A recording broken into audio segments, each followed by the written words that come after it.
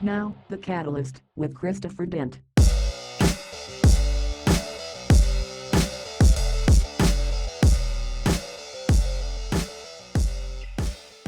This is The Catalyst, and I am Christopher Dent.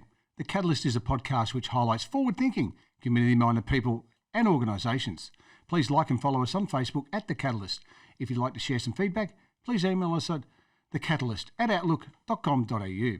Today on the show, we have local businessman, car enthusiast, family man, humanitarian. I've known him for over 40 years, and he's a fantastic human being. Welcome to the show, Billy Quayle. Hey, good morning, Chris. How'd you be on this lovely, wet Melbourne curfew central morning? Yes, we're pushing through with the rain, and like I said, we might hear it during the podcast, but we'll just keep pushing on. Speaking about that, how are you coping at the moment with the pandemic? Oh, Chris, look, I'm holding up okay. I pray to God that no one that you or I or anybody knows passes with it. The numbers are still strong with people passing, and hopefully, no one we know gets sick. We know one of our mates, Old Tigers, had it and come through the other side, which is great. So let's pray to God we all stay safe. That's the main thing. It's a pretty nasty viz, but the numbers seem to be tracking in the right general direction. So let's keep doing the right thing. Absolutely. You were born in 1964. Mum and Dad, Neville and Eileen. Older brother John. Which schools did you attend? Oh, Chris, I had the great pleasure of going to St Patrick's, Murrumbina, on the corner of Dalney and Murrumbina Road, Murrumbina, where I had the great life pleasure of meeting the Dent. Yep. Wonderful, great school from St Pat's, Murrumbina, on to St Kevin's College in Toorak. Yep. Fantastic. What do you remember those early days at St Pat's?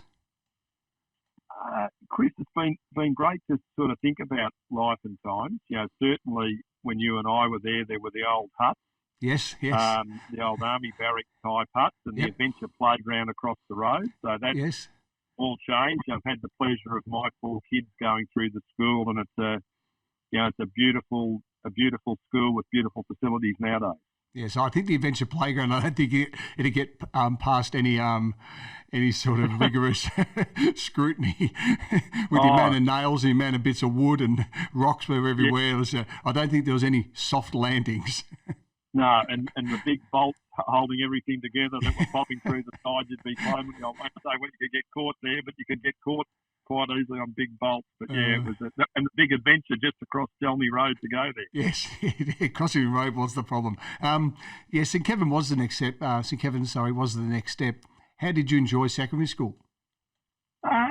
Chris, look, I loved my school journey. I was never the scholastic student, but loved the school journey. I left St Pat's the end of grade 4, crossed over to St Kevin's, and was the only one there, from St Pat's going over. So I guess it makes you a bit more resilient, which I think probably helps today when you go to a place where there's probably 90, 100 kids in your year level, and all of a sudden you're forced to make friends. Absolutely.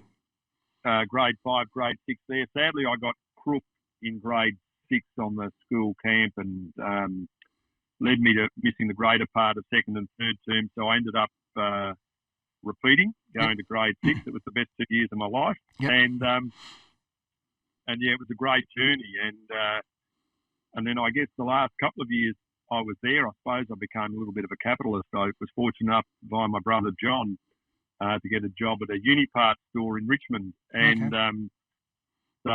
selling car parts. So I think that continued the love of motor cars, and became a bit of a capitalist, making a few dollars. So I finished school and went straight into the family business. But certainly made some great mates along the way. No, terrific. The next step we'll quickly.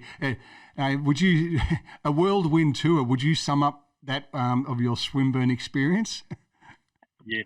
There we go. Whirlwind tour. I think that's good. I guess the thing that I took away from it, my 1 year at Swinburne part-time, was coming from St Kevin's, which was everything was very compulsory and mandated. You must do this by that day, this by that day. Yeah. And, there was a lot of regimency to it. Certainly at Swinburne, what I discovered was, got to get this done by that day, and if you didn't get it done, nobody really cared. So it was just an interesting time. And again, being in a classroom, being the youngest, and being in a classroom with adults all of a sudden. You still felt like you're I guess, a kid, for want of a better word. Yes, yeah. I think you can either go either way. You can take it on board, or some people just can't. They don't cope with what's going on. But it's I think it's a little bit of a step into the real world-ish. Yeah. Now, talk about some sports now. Some of the biggest sporting events that a lot of people have never heard of happened either during our youth, either on your tennis court or outside my parents' house on the front footpath. Can you recall those days? Oh, yeah. Look, well, there was many. I think, Chris, and I'm going to throw in one that you haven't got on the list too, was but certainly many games of tennis were held at Quayle Garros, I reckon. Yes. You'd be there, Phil, Pick. I think sometimes Johnny Butler would be there, maybe Keith Evers. There'd be a bit of a cast. And there's many games of cricket down your place. I'm going to add two others. And many times in the daylight savings time, we'd run over and play golf at Royal Oakley, those 9 holes of golf. And then go up to St Pat's on after running around all day like idiots and play a bit of basketball at night time. It's great fun. Yeah, you were talking about tennis. You were a member, a member of St Pat's Tennis Club. Were you destined for the pro circuit? Yeah, the pro retirement circuit. Yeah. So that was again by another, a great family of the era of the neighbourhood was the Curtis family. Yes. And Vince Curtis got us involved with playing comp tennis up there on a Saturday afternoon, mixed comp. Yep. And did that for many years, and that was great fun, and met many awesome people out of that. It was good. Yeah. Now, there's a bit of tongue in cheek. This one, is it true? You turned down an NBA contract to play basketball with your mates. I probably just turned down the volume on the TV sometimes. We sit there watching it on a Saturday morning on the ABC. Yeah, I wish. One of the best tacks ever to pull on a pair of high-top sneakers. Yeah. And how do you remember those days playing hoops? Oh, well, Chris, it was, as I say, I don't know how it come about. I think knocking around with you guys, and I don't know whether it was Phil or Pix suggested it one day, and having had no idea and still got no idea today, about 30 years later. I think the first thing I did, we weren't playing it. We were playing in the Nutter Warding comp, but we weren't at Nutter Warding. We were at some small school up that way. Yeah, the high school. And I ran in and tackled someone was my first start. So I've just learnt now for 30 years you don't do the tackle on anybody. But no, great, Chris, great times, and it's still, from that, the journey's been long. Played a lot of mixed basketball on a Sunday night and still play with all the Beena guys today, Shawnee Mack and the O'Shaughnessy boys, James Stiletto and that on a Stevie Ingram on a Wednesday night now. Sadly, it's only been one game this year due to COVID and a little bit of an indiscretion. So, it's just a new world. No, absolutely.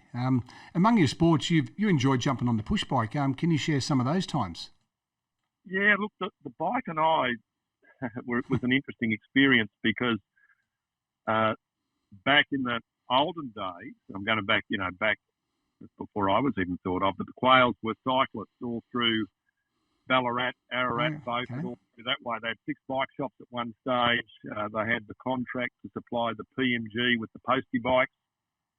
And so I did a lot of riding, pre-marriage days with Pixie and Phil and Paddy Ronke, and did a lot of riding, was okay. And then in my later life, as you know, a lot of guys around our hood are bike enthusiasts, got back on the bike, and I guess by that stage, the mind was willing, the body was weak. Got myself pretty fit in 12, 13, and another awesome friend of ours who I've known for 20 plus years, Craig Howard, said to, and he runs a bike event each year, said, Billy, I hope you're not going to pull out on the ride, you're fitter than me. And I said, Craig, I get to 35 Ks each year, and I said, I feel like I've done a hamstring. And he said, tell me more. And he jumped on the phone, rang a guy up who he then sent me his number, a guy called Simon Coffin. Yes. which I thought was an interesting name of a guy who was going to fix all my problems. And I got a bike fit done, and so we did the ride down to Sorrento, Howie's ride down there, and smashed it out with Dale Stewart, Paul Shanley, and Ray Russell, and we smashed it out in about 3 hours, and great sense of accomplishment. And then did the ride down to Torquay with Paul Shanley for about 7 years. But wow. The bike's hanging up, gathering dust in the shed at the minute. Yeah, that's a lot of kilometres, mate. A lot of kilometres. Now, we're talking to Bill Quayle. You have a passion for vehicles, as you spoke about before, trucks, cars, etc. What was your first car? I think, if I can remember, there was something sitting in the garage for a while that was your first car. Well, the 58 Morris Baker Boy van, Chris, which I think we all had some funny times playing around with in the yard at Mum and Dad's place, and I can remember certainly with Joe Toohey at one stage we lashed out. We picked up a battery off a scrap and go thing that's on now, a hard rubbish, and we got $2 together and bought petrol. Mum and Dad were out, and we put petrol in. We connected the battery, and there was this massive ticking. We dived out of the car. We thought it was a bomb, but it was the fuel pump pumping fuel up to the engine. And so we drove that thing around the yard. Never brave enough to take it out in the street, but until one day coming down the driveway, realised the brakes were flat to the floor, so better not hit the old man's car, and we clobbered the house with it. So that was it. It was parked under the shed. Paid $50 for it and sold it for $75. There you go, entrepreneur. Now the Cookie Mobile you drive around now is a bit of an icon of the area. What other cars have you had over the journey? There's been a little bit there's been a Ford, couple of BMs, a couple of Benzes from Craig, and there's a new Cookie Mobile coming. So there's another black Jeep going to hit, and again, like us, we'll get the design worked out, but it's arriving next week. But yeah, it's the Jeep's been a lot of fun, and certainly that's the idea of just getting a bit of recognition with the brand for people. We certainly had, when we put two of them on the road, our sales manager was driving one. The amount of feedback we got at Byron just by having the two cars in Melbourne was quite incredible. Absolutely. So what is your ultimate car and why? What would your ultimate car be? Because I've seen you're always taking photos of these fantastic Lamborghinis and whatnot. What would be your ultimate car? Oh, Chris, there you go. There's a hard one. I'm going to throw a couple in. I'm going to go with a German, with an Italian first. I do love a Ferrari, and I'd say a 458 Ferrari. And then I'm going to throw a couple of Germans in there. So I'm going to go Mercedes-Benz AMG GTR, and then going to go an Audi R8 V10 Plus. Oh, there you go. You've gone the broad spectrum on a few makers there. Fantastic. Yeah. Okay, guys, stay tuned. We'll be back after the break with our segment 5 Questions, 1 Word, brought to you by Roti Hut Indian Cuisine Restaurant.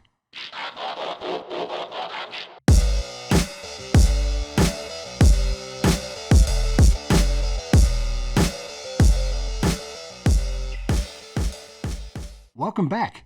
We're talking to Bill Quayle. Our segment 5 Questions, 1 Word is brought to you by Roti Hut Indian Cuisine Restaurant, 97 Poth Road, Hughesdale. Now, this is a great community initiative. During the COVID-19 pandemic, Roti Hut will be giving free food to people in need. You can pick up your free container of curry and rice from 5 p.m. to 8:30 p.m. Find them on Facebook at Roti Hut Indian Cuisine or call them on 9563 1352. Now, the segment 5 Questions, 1 Word. 1 word answers, Billy. Here we go. No pressure. Your favourite travel destination? Italy. Oh, you've been there a few times, I'm assuming. Yes, love it. Yeah, lovely place, If I lovely place. if I can have a 2-word answer, I'm going to say Santorini in Greece. Oh, that is my, I'll just digress here. If I can go somewhere in the world now and evaporate here and just find just the old, the hyperspace button, I'd love to be right there now. That is heaven on earth. Okay, number 2, your worst household chore. I buzzed it in early. Ironing. Ironing. Steer clear of that. What's your number 3 is your favourite movie? Heat. Heat? Yep. Number 4, family, for you in one word. Awesome. Awesome. I'm glad you didn't say frustrating. That is awesome. And the last one, I love these ones. What irritates you the most? Well, B.A. Baraka Santa here. Ooh! Fools. Yeah, I love it. Okay, that's our segment. The 5 questions, 1 word. That was brought to you by Roti Hut Indian Cuisine Restaurant. Okay, Billy, can you give us a snapshot of how the now famous Rinaldi pasta brand came into the family? Rinaldi, now I'm going to might get a year or so. I probably won't mention the years, but my late dad, Neville, was an industrial chemist by trade, went to De La Salle, studied at RMIT, and he went to work at Rinaldi, which was in Aberdeen Road, Paran. The building still stands there today. Yep. And he was working there. The business came on the market. He had a great mentor in the Gorth family, George Gorth. Took a partner in and bought the business in about 57, 58, and bought his partner out 12 months later. So 1958. The business came into the Quayle family. Okay, what pasta brands do Rinaldi make? Rinaldi's main brand. So along the journey, we've had Rinaldi. Yep. We've had Veda, Kookaburra, sorry. Then Veda joined the business in 2006. Yep. Nanda joined the business. Nanda's off market now. Yes. And all the focus has been put into the Veda brand. Yes, which I've noticed all the new branding in the shops. It looks fantastic. Yeah, Chris, and look, the guys presented that to the team, the lovely green teal colour. I certainly at first didn't get it, but absolutely love it when you see it on shelf nowadays. Yeah, it really stands out. You're having a great sense of business. Explain how Quayle Milling Company came about. The Quayle Milling Company. Up at Young in New South Wales in Lovell Street in about July 2012. I got a call from a long-term customer of mine, Craig English. Craig runs Discount Grocery Warehouse in Lavington up in Albury, and known Craig forever. And Craig rang me up and he said, Billy, can you pack me off a bit of flour? I said, why is that? And he said, because we can't get any flour from Metcash. Yep.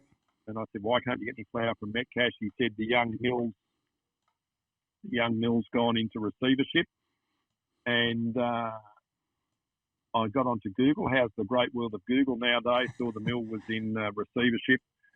Sat down with the other directors in the business here. And the plan was launched to do some investigation into that. And the business became our business October, November 2012. Oh, fantastic.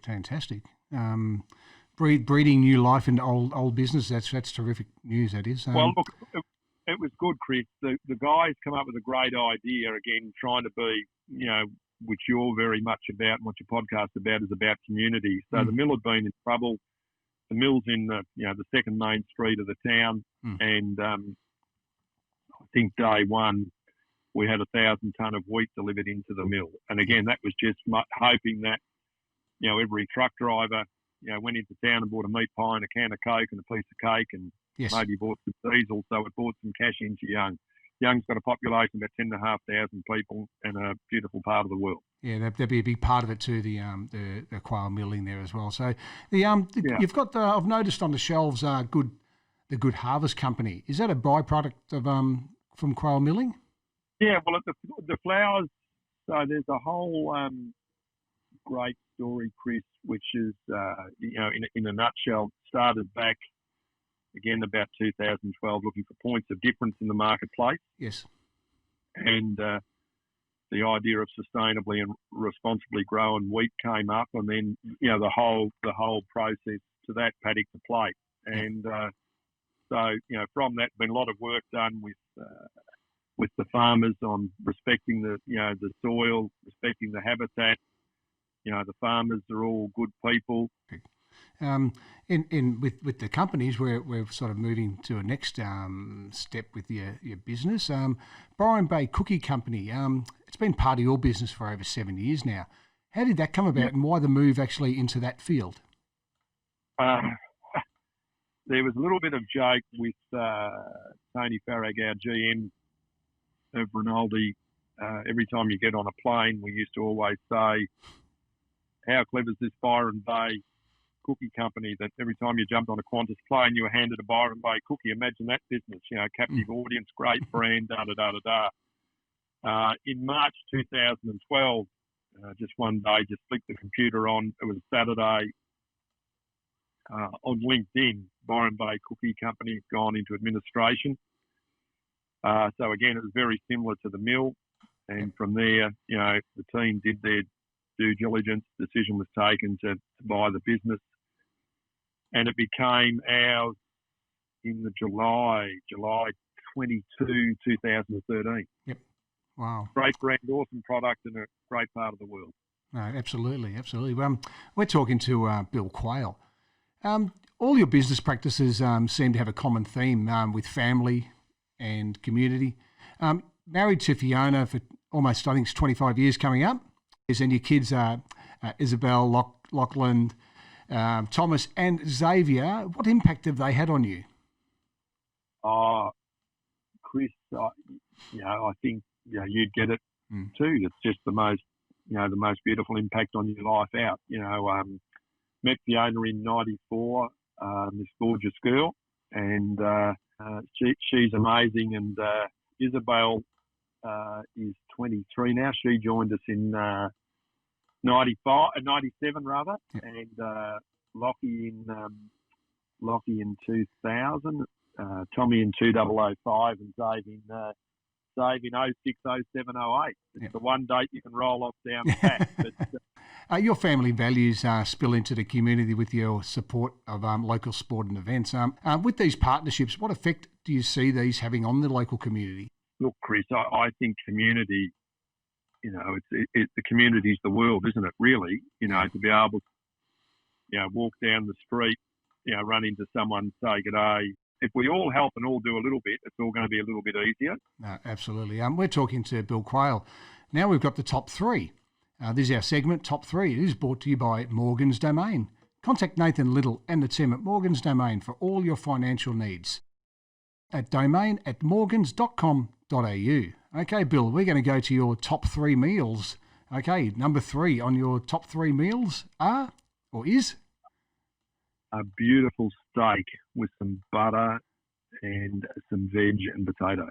Okay, beautiful. A steak for number 3. Number 2, your second top go-to meal? Pizza? Yes, I've had many a pizza with you.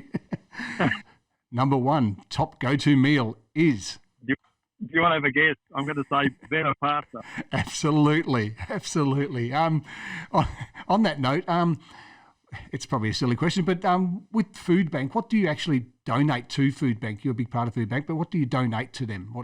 I think pretty sure there's a bit of time involved plus product. In 2008, I think it was, I got a call from John Webster, who was the CEO. John's a delightful fellow. Said Food Bank really needed some product. I said, well, we're here to help. Yep. Produce probably somewhere around 500 to 600 tonne a year of product of spaghetti into food. Yeah. Oh, that is fantastic. So you've, it's an amazing thing. A lot of people, I don't think, know about Food Bank. I was only alerted to it probably a year or two ago. The packing in the sheds, I recommend anybody to go and do that because it's an eye-opener. The last couple of years, the team have done it. And the day we were down there, they give you the pick orders. You go in and you pick. We divide up in teams of 3. And we had to go over and put together the Christmas hampers. The Food Bank Christmas pudding, Christmas hamper rather, had in it.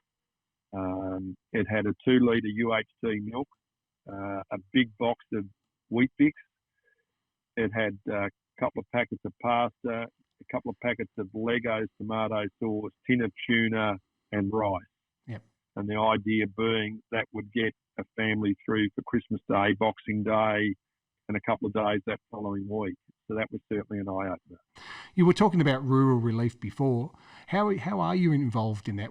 Is it just it is through the with the good harvest? with our Yep. good Yep. brand. So the Good Harvest flour, each packet sold through Coles, we're kicking back 10 cents Yep. to rural aid, and then you'll now see in at Woolies we've got a range of Veta rural aid pasta now. Yes. So again, we're kicking back 10 cents there per pack back into rural aid Australia. Fantastic. Okay, everyone. So make sure you go and buy that. So have a look at the find the Rural Aid logo on the brand on the packet, and make sure you buy. So that does go to Rural Aid. Also with the bushfires this year, they ran amok early this year before COVID hit, and we're all concentrating on that. You guys made a huge donation in support of the bushfire relief. It's literally a truckload. Can you walk through that with us? Oh, well, Chris, I think it comes back to one of the things that we often talk about, we just sort of touched on earlier.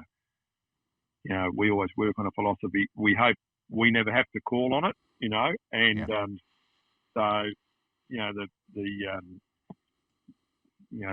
peace starting with the bushfires, sadly, at Christmas time was another one of my good mates, Khalid, at Only Real Estate Agents up at Berwick. He started to get product together. He put a call out on Facebook, and he started getting, you know, nappies and bits and bobs in. I sent some product up to him, and then we were talking at work as the fires seemed to spread. And we consulted with Food Bank, and we put a semi-trailer load, about 40-odd pallets of stock in there, just to try and, because it's, you know, a bit of a basic, and perhaps Food Bank could put some tomatoes with it, some pasta sauce, and, you know, feed the fireys and feed the people, you know, who would, you know, can't get to a supermarket. There was, you know, some basic staples that they could cook pretty simply. An easy meal to make in the conditions that they're in, I suppose. What are your thoughts on the challenges of men's mental health in 2020? I think it's great, Chris, that I'm saying blokes can now talk to one another a bit more, you know, put their heart on their sleeve a bit. You know, I think we've got a great community that really cares, and I think blokes happily talk to one another nowadays, you know, whether they go fully in depth or half in depth. Another great mate of mine, Danny Hayes, runs a YouTube channel called $1 Million Bogan. Yep. And Danny's a great advocate of men's mental health. You know, Christmas time he rode a mini bike to Perth and back. I think he raised $100,000. Wow. Which again creates great awareness, you know, gives up his time to do it. I think there's a whole lot going on nowadays that people look out for people, I think, Chris. I think we're more aware of it nowadays. The Byron Bay brand, Byron Bay cookies, you've actually got an Are You OK cookie. How did that eventuate? That was 2 years ago, and again out this year, and next year it'll be out again. Probably more needed this year. The cookie, the Byron Bay Are You OK cookie, has got I don't know what you'd call it. It's got a line down the middle of it. Yep. The idea is that you break the cookie in half, and you start the conversation. Yes. So you start the conversation. So you and I are sitting down. Hey, Chris, how you going? Yep. Oh, Bill, blah blah blah. Yep. Hey, Bill, how are you? Blah blah blah. It's about the conversation starting over a cookie. Yep. To talk. That is a fantastic initiative. I'd just like to say, to wish our guest all the best and extend a huge thank you to our local businessman, car enthusiast, family man and humanitarian. I'm very lucky to call him my friend, a true local hero, Billy Quayle. Thanks, Billy, for joining us. Thanks, Chriso, and a friend, and all the Dents are awesome, family and friends. Love to you all.